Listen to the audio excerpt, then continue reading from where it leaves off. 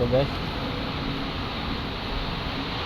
ngayong hapon, welcome to my channel. So, kamusta kayong lahat dyan? So, nandito tayo ngayon sa ating trabaho. Mamayang alas 6 naman ang duty natin. So, inunahan na lang natin papunta dito para hindi tayo malit kasi paghapon masyadong traffic. Kaya inunahan na lang tayo. Inunahan na lang natin. Yeah. Para hindi tayo malit. Saka hindi tayo malit sa pag-in natin dito.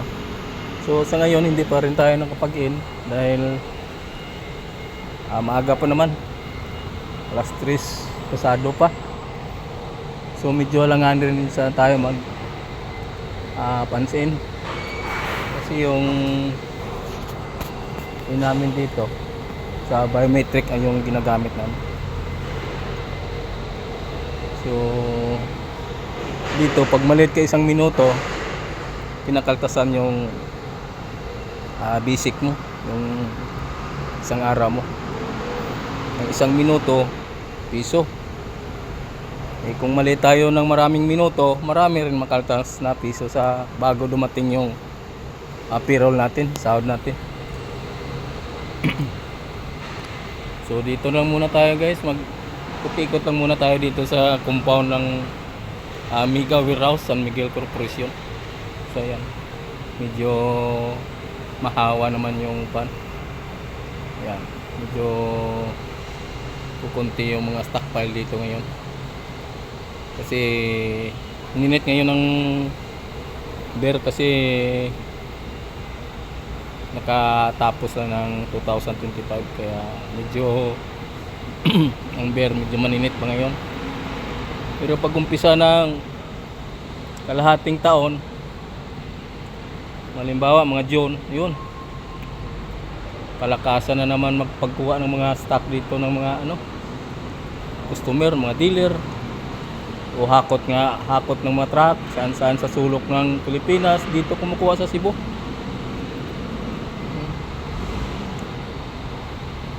Palawan dito kumukuha, Legazpi, halos tanan na ng nasakupan ng produktong itong San Miguel, lahat dito kumukuha. Ayan.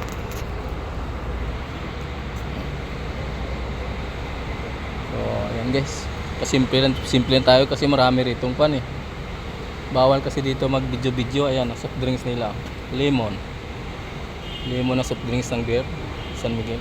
Ayan. Ayan, lemon soft drinks kasi mayroon silang soft drinks dito, maraming dito produkto. May lemon, may strawberry, may apple, may mango, ano pa yun, basta marami. Strawberry, apple, lemon, ayan marami. Tingnan natin dito, punta tayo dito sa fraksyonan area kasi dito yung fraksyonan area ng mga ayan, strawberry,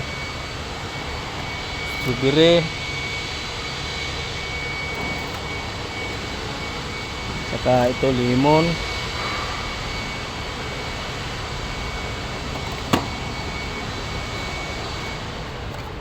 apple,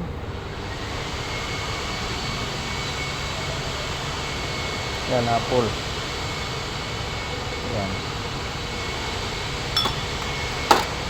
saka ito mango, yan.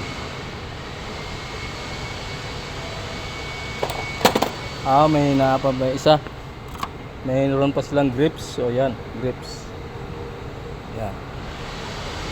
So isa, dalawa, tulo, 4, 5, 6 na produkto ang ginawa ng San Miguel na soft drinks dito sa Cebu. Tapos ang mga cans na beer, marami rin dito. Lahat na produkto ng San Miguel na nandyan sa cans. So doon tayo pupunta sa loob, kaso lang bawal na tayo pumasok doon kasi may gwardiya nakabantay doon. So dito lang muna tayo sa Domidjo Field nga walang mga stockpile dito. Ayan. Ayan. So dito lang tayo mag-video kasi bawal talaga mag-video dito sa loob. Ito ang mga unit ng San Miguel Corporation. Mga bago to, bagong dating. Prepared, bale. Ayan. So parang 9 pieces to, 9 pieces ka piraso. 9 pieces piraso tong bagong unit TCM. Yan.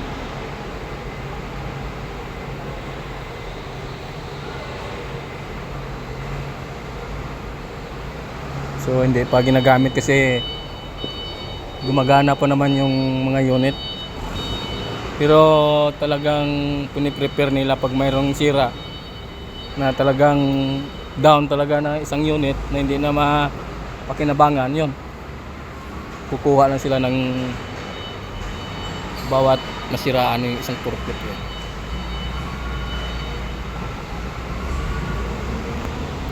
So pasensya na kayo guys kung ngayon lang ko nakapag-upload na naman sa aking channel dahil alam niyo naman busy tayo palagi sa ating trabaho, kaya hindi tayo makapag forma rito kasi private yung tinatrabahoan natin, kaya hindi tayo makapag-video, hindi tayo makapag-vlog.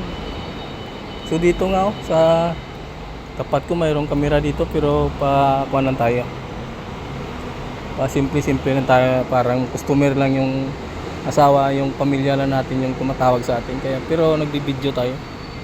Yan mga draft beer, yan mga mga bagong buti, yan nakabalot sa plastic,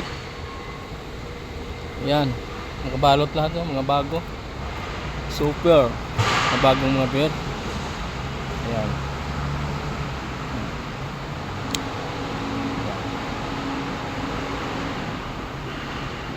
Yan. So dito lang tayo kasi marami talagang pan dito camera, kaya dito lang tayo mag-ikot-ikot sa parang field na walang stock. So ayan. So yun lang guys, thank you and mayong hapon sa inyong lahat po. Sa mga OFW dyan, lalong lalo na sa inyo diyan, mag-iingat lang tayo sa ating trabaho, lalong lalo na sa ating mga amo.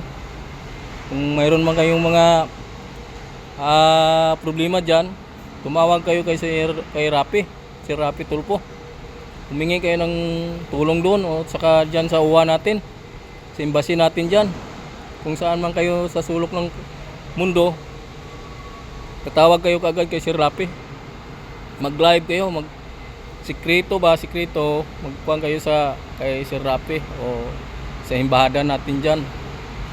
So yun, kunting ingat lang talaga tayo kasi yun naman ang kabuhayan natin pag lalong lumalabas tayo sa kung saan man na mundo, saan mga bansa, para magkapira lang tayo, para mabuhay lang yung pamilya natin.